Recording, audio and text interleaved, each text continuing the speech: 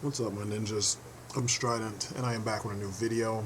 This time I want to talk about the stuff from the New 52 that I actually do like, which it's just one corner of the New 52. You know, I give the New 52 a lot of shit, and honestly, it hasn't really been that good, but the only part that I was able to continually stick with and keep wanting more has been Earth 2. Earth 2 is like what I would love to do with the DC universe. The fact that they came up with an epic and they found a way to get Batman, Superman, and Wonder Woman kind of out of the picture early, even though they do bring Batman back and they bring Superman back in kind of some ways, you know. I got into it late. I've only read up to issue 14 in the first annual, so there's a handful of stuff. I actually picked up the up to the latest issues, and I just haven't read them yet. So I'm gonna read them soon. I just kind of was binge reading through all of it. I actually got all of it at the same time. Um, I love the designs. I love Nicholas Scott's artwork. It's about time that there was a female artist that kind of, she can hang with the dudes as far as drawing badass characters, but she also has the nuances that make all the characters feel like individuals. Because that's one of the things I noticed that a lot of typical male comic book artists, they kind of lack in that department. They're not good at giving us variety as far as faces go amongst your men and your women, especially the women. um, Her style is just beautiful. I really love it. um, it's been a long time since I was geeked about someone's artwork. The last person who had me geeked was Brian Hitch. I used to love Brian Hitch's work on Ultimates 1 and 2. I mean, he's good on everything, but just especially Ultimates 1 and 2. But her work is amazing. All these redesigns, I don't know if she did all the redesigns herself, but from their boots to the tops of their heads, I'm just like, damn, these guys look good. I almost feel like I might have to go and pick up the DC collectibles versions of as many of these cats as I can find, because I really like this. I like their designs, like Captain Steel. Holy shit, did they take one of my favorites from the old JLA and then make him, or I'm sorry, JSA, and then make him badass and modern.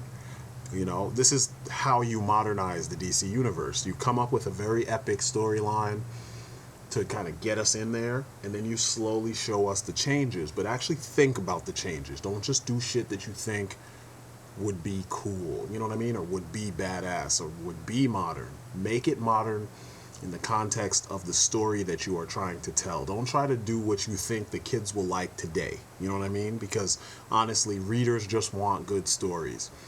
Yes, judging from movie sales, a lot of fans want crap. You know what I mean? They want slop. They want to turn their brains off, quote unquote.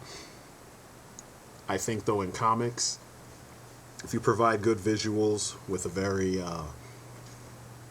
what's the word for it? Just, a well thought out story, people will dig it.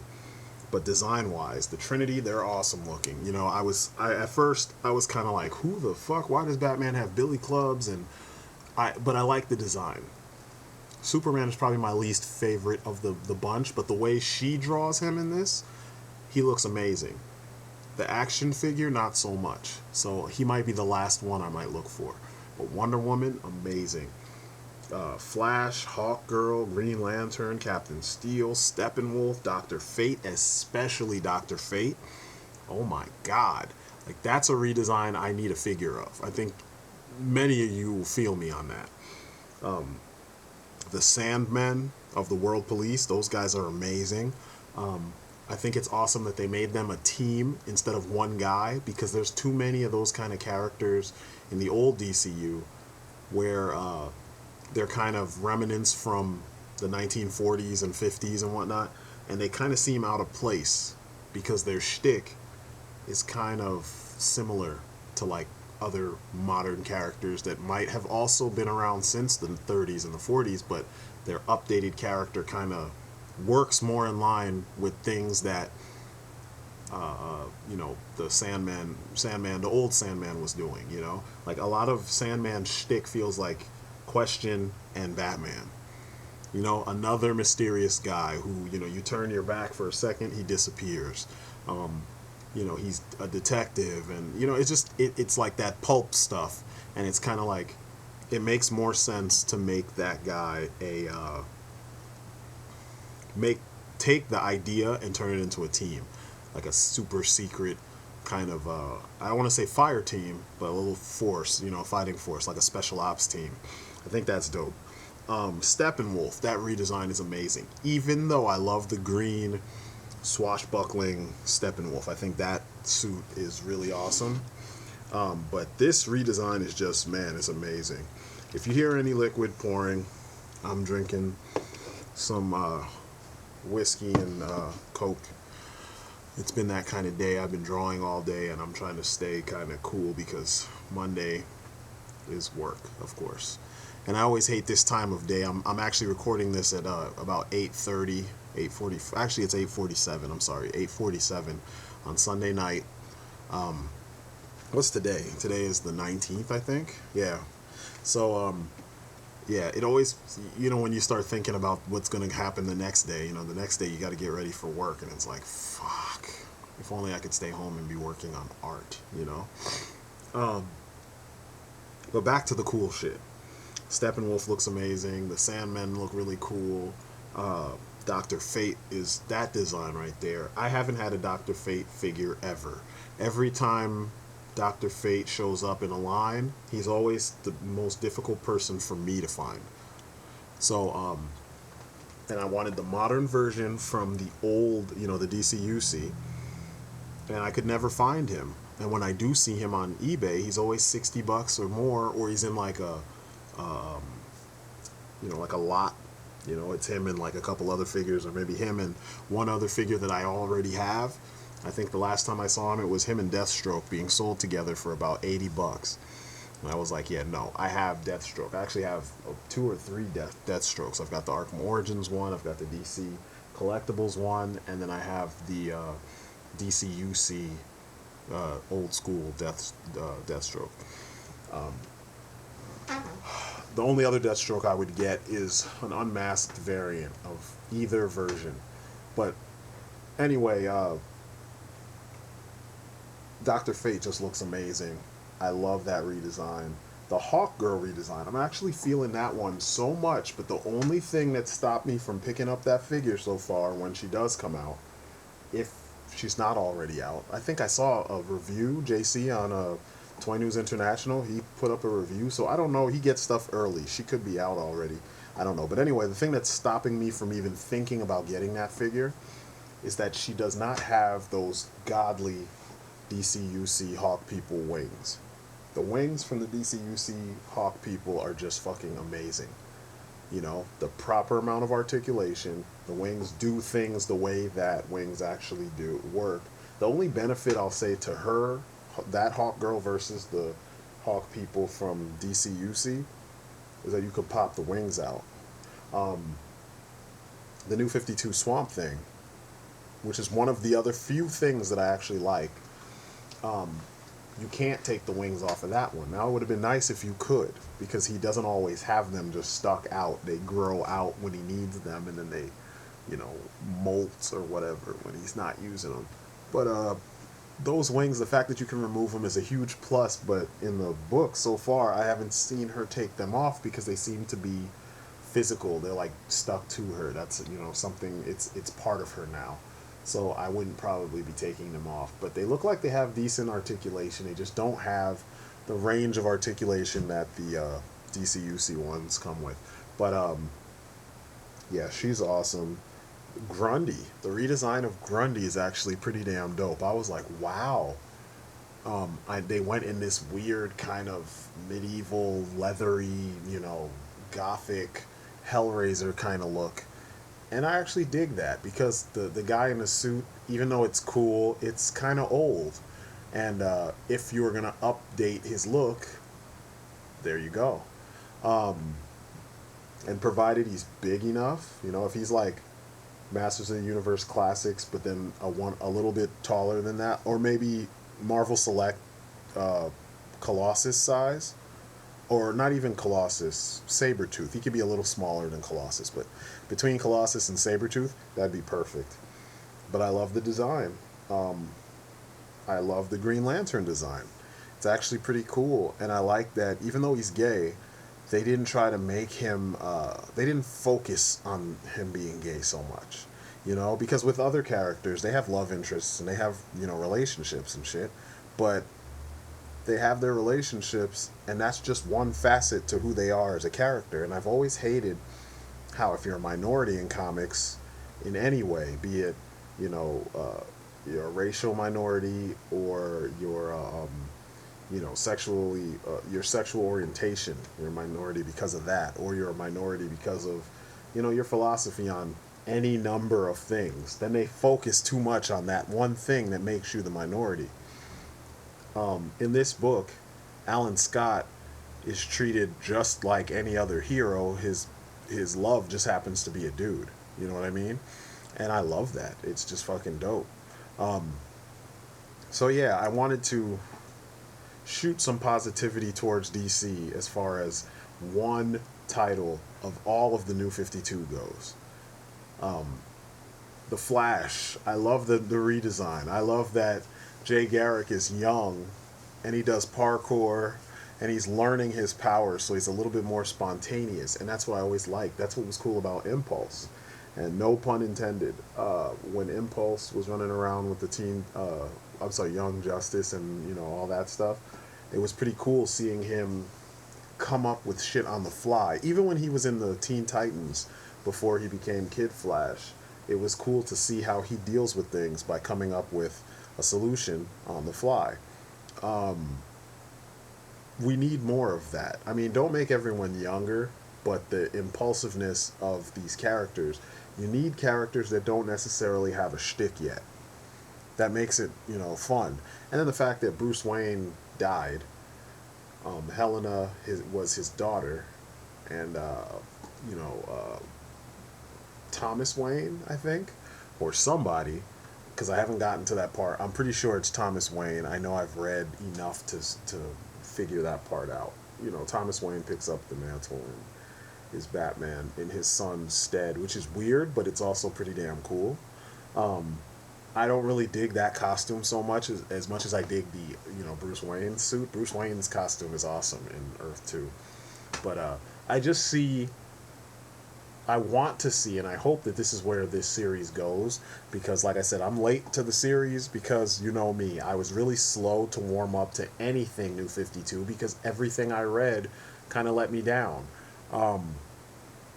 But I hope that the end game of the Earth 2, like when Val Zod shows up, and, you know, him and Power Girl, who I'm assuming Power Girl is Supergirl with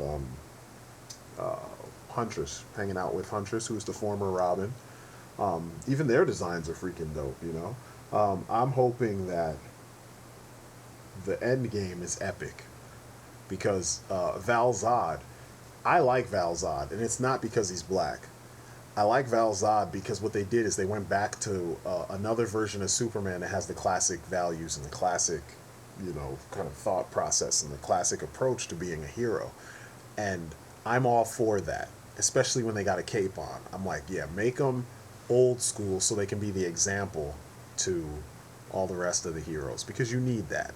It makes no sense for you to always try to make everybody edgy and everybody's an anti-hero, and because that gets generic after a while. And, you know, by the time DC finishes turning everybody into some kind of offshoot of Batman, you know, with Dan DiDio's wonderful idea of making everybody have some kind of morose backstory, some tragic element to their life, you're just going to have a whole bunch of people that feel the same, you know? I mean, you can only do tragic, you know, backstory so many times before it becomes a cliche. And unfortunately, DC is already heading in that direction with the rest of the New 52. So, like I said, I love what I've been seeing with Earth 2. It's dope.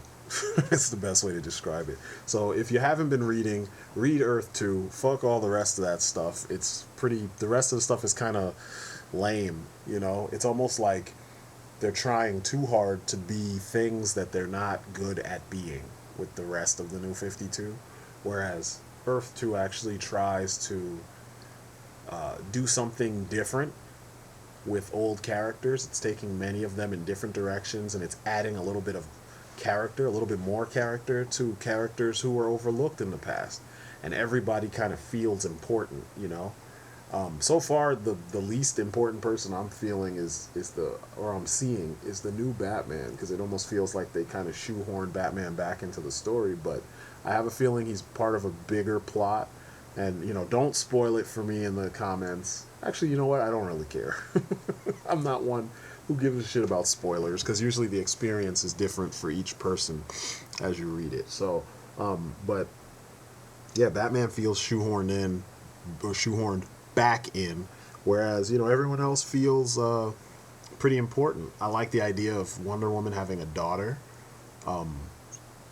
Fury, but like I wonder who that daughter was with. If it was with like Steve Trevor, was it with probably not Batman, but who knows? But you know, the idea of just having another one who like potentially could take the mantle, you know, if things happen to show her the error of her ways, it'd be dope, you know. So I just see a lot of things that the potential is there to make a DC universe that has, or a version of the DCU, you know, a alternate universe that has the edge that the New 52 itself was actually trying to make. Because these guys would whoop the shit out of, like, 2 or 3 of these characters would beat the shit out of the Justice Leagues, both Justice Leagues in the regular New 52 continuity.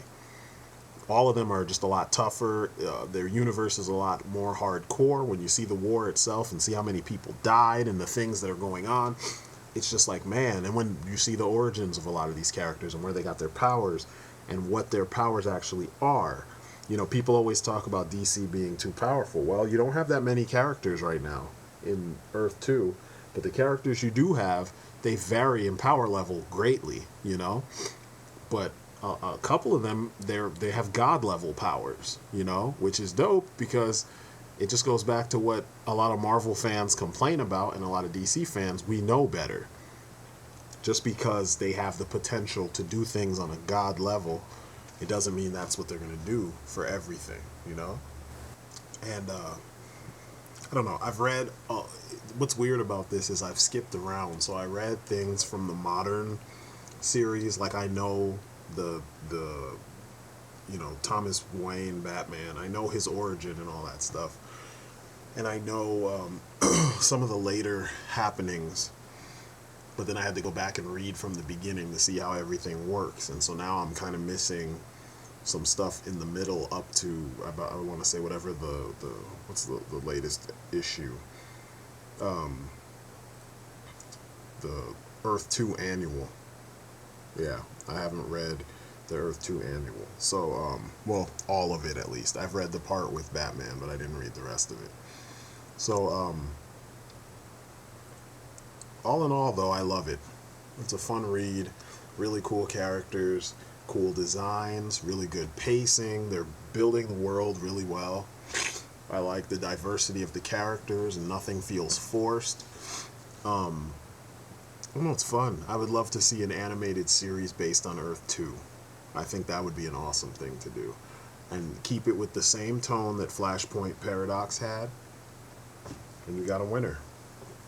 So anyway, just a little something, you know, out of the ordinary, because I haven't done many comic reviews as of late. In the beginning, I did a couple, and I spent more time on movies and figures that I haven't really focused on comics. So I'm still reading some.